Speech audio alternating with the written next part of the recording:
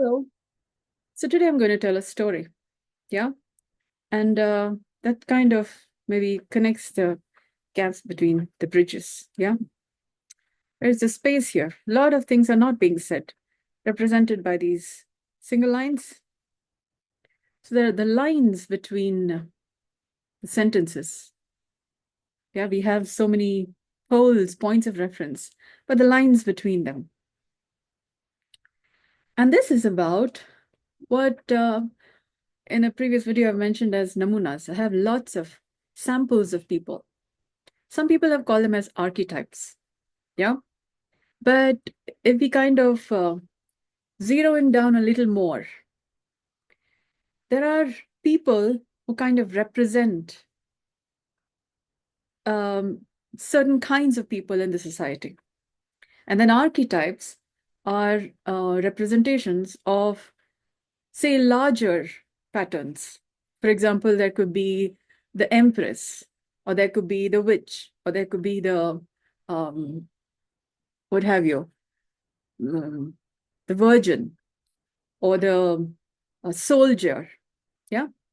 So there could be these archetypes representing larger types of people. Yeah. Um, just as we have, say, accounts and computers and defense. So we have these different occupations, professions. Similarly, types of people who are a certain way, like say administrators, there could be different types of administrators.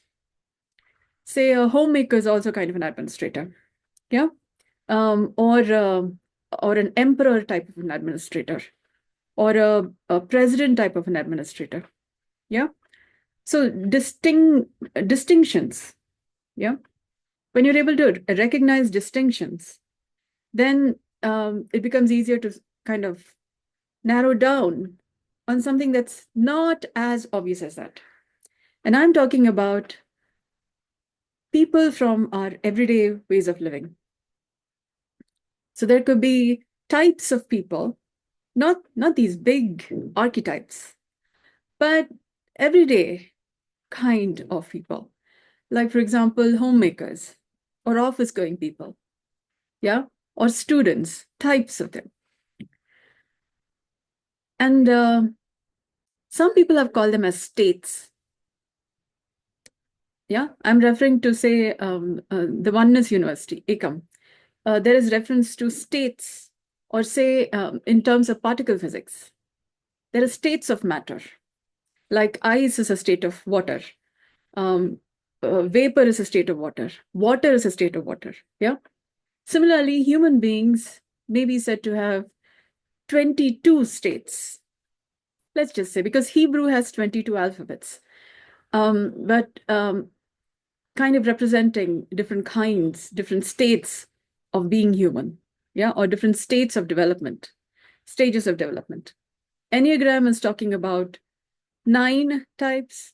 Myers-Briggs is talking about in terms of 4 values, yeah, and combinations from them. I think Hebrew is talking about 22 states of being human, and there's the idea of the Dashavatara and Dashami talking about 10 forms of development in the masculine, and 10 forms of development in the feminine, Dashavatara and Dashami. Now, I covered kind of several types, states of being. And today I'm going to talk about one of them. So I've been kind of hearing this as, excuse the expression, Mount Pleasant. Yeah. So some people call it as, oh, happy, blissful, all nice, it's all fine. And we have coping mechanisms to continue to have the benefit of it's all pleasant. Yeah, it's all happy, it's all nice. Yeah. Because that's how life is supposed to be. All pleasant and happy and nice. And it's like, you see water here? If we kind of went up on a mountain and you looked up from there, or you go up on a plane and you see clouds, yeah, that's also a state of water vapor. But it's also, you could get so taken by, it looks like the sea, just it's got its own different undulations, up and down, like waves. Or you could look at the ocean and you'll see something same, like the water here, or clouds. It's all nice. It's so beautiful to look at. There are variations. But what is missed is like earth. It's got hard material, soft material, it's got strings. Yeah, it's not all just like rock. So you got these lines, big things. You got light, yeah, light, and you got dark. You got many variations.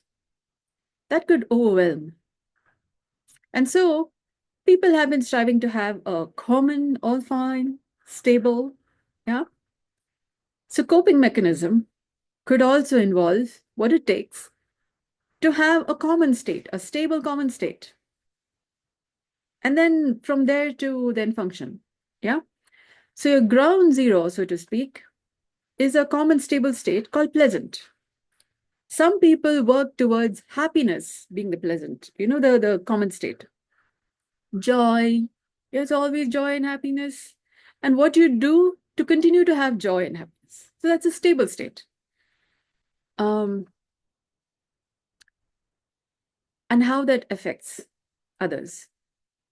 Because you've chosen, it's kind of like a frequency energy vibration. You're continuing to maintain that state. Yeah. So you do many things to have, it's pleasant, it's nice. Maybe because you don't want to address what is unpleasant. Yeah. Because happiness is nice. Because if it's other than that, then things get a little, not so nice. Yeah. So what does it take to have it be nice? Everything else is over and above that, this is all fine. I'm referring to, so we all have our own little states of, this is fine and this, the other than this is not fine. We have our coping mechanism, states of being. We miss something from choosing one versus other. In the present moment, it's not just only pleasant or happy or joyful or bliss. It could also have what is not pleasant, what is sharp and pokey, what is manipulated. For example, if somebody is working their energies to be pleasant, that's like a cloud that's kind of covering up for the actual experience of the moment. It could be sad, but you've kind of worked yourself into a state so it's pleasant. So you're not really experiencing sad. And that sad needs to be experienced to go beyond. Otherwise, you would have a disease from that sadness not being experienced in, for example, in your heart or lungs or your musculoskeletal system. When it is experienced, then that works out. So you're not having, say, diabetes or BP or any of those concerns. When we choose to be in one or the other state, we are precluding the benefits from the other states. So I have this concept called dynamic stillnesses. So that's like the water, say, in this water body. Yeah. So there is currents, there's eddies, there's tides. Currents could give swirly and then move. Yeah. It could also form vapor and form clouds. It could rain and then drop. Yeah. It could also have, say, rocks, not so hard, not so soft as water. And it could also have, say, plants, animals, humans, microorganisms, and consequent behavior from there. So you're not saying something is positive and something is negative. But in the present moment, there is all of these showing up. There could be kids who are in different stages of development, who have not seen much of life, many experiences in life. And the state of that, allowing for that, while we are all laden with so many things happened in my childhood and here, to the point that we are so embroiled in it that we can't see a child state or to engage with them. Or the rustling of a plant, a tree, speaking. Yeah. So there's this idea of Narnia where trees are speaking. There's this idea of trees speak. But if there are many studies talking about trees also, trees, plants, they have their own ways of communicating with the environment. Just like if you're quiet, I call it as muka mikaraga. When a person is silent, their body is responding in a certain frequency, energy, vibration, depending on what you've eaten. For example, your stomach could be gurgling. Yeah. And that has an effect on the air. If somebody is listening, your stomach is churning. Yeah. Or there's something happening. Yeah. Or your heart is kind of, yeah. And that is having an effect on the environment. And somebody can, are you okay? Yeah.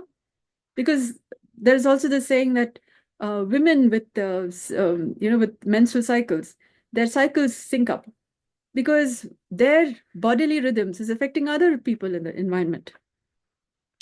So even when we are quiet, what our body is doing is affecting the environment. Yeah. So there are many things happening from not being aware or choosing to be in a one particular state. We are affecting others. And a human body is not just one state, not just pleasant or happy or sad, but there are several physiological processes happening at the same time. Yoga scientists have called it, let's say, Annamaya Kosha, Pranamaya Kosha, Manonmaya Kosha, Vijnanamaya Kosha, Anandamaya Kosha. Now I'm tending to think Shabda Kosha also because we tend to form a lot of stories about this happened, this is how my life is, this is how I was taken care of, this is why I'm born, this is a purpose for me, for us, and why we should be talking, why I should be doing this job. So we have lots of words, thoughts. So I tend to call it as Shabda Kosha, the sounds we make or what we study about. So we are at least 6 layers, but there are many more. For example, mind itself is said to have conscious, subconscious, unconscious levels. Yeah. And then there's also supraconscious. So in that sense, no person is just one state. We may be overwhelmed by so many things are happening inside our body because we may not have spoken, or it's not so much in popular talks, that a person has so many layers to them. And so when we consider one person itself has so many layers, and if two people are sitting in a room, that's two people having too many layers. Yeah. And we could be dealing with information overwhelm. And that overwhelm, one of the means to cope up with the overwhelm would be to choose one state, frequency, energy, vibration. This is all happy and pleasant. While there are many things happening, it's all pleasant, it's all nice, it's all beautiful. What are you talking about? Yeah. Could be mothers. Yeah. All it's fine. It's just I'm happy. Oh, good. Yeah. And then I deal with the next tantrum. Yeah. So if you notice at a geographical location, so you're in your house, you go for a walk around your house, next street, and you notice your emotional state, your thoughts, your physical sensation changing. And then you come back home. And then you notice your physical sensation, your thoughts, your emotions, what you do per time. If you notice there's a certain pattern, there may be one or more people maintaining a constant state. And you just get into that field, kind of, yeah, into that vicinity, and you're doing something corresponding with that. You might have your whole itinerary, and you may have to really hold on to your calendar. Otherwise, you're just, seeing, watching movies, listening to songs, and then watching the birds. It's all nice. Your calendar is waiting for you to really get to work. And you really need to hold on to that. It is not the problem with the environment. It is from people coping with several kinds of challenges. Awareness will help you recognize that there tends to be a certain sameness of pattern. If you don't recognize sameness of pattern, your life is not moving. Yeah. So what is your popular way of being all stable and fine? And yeah.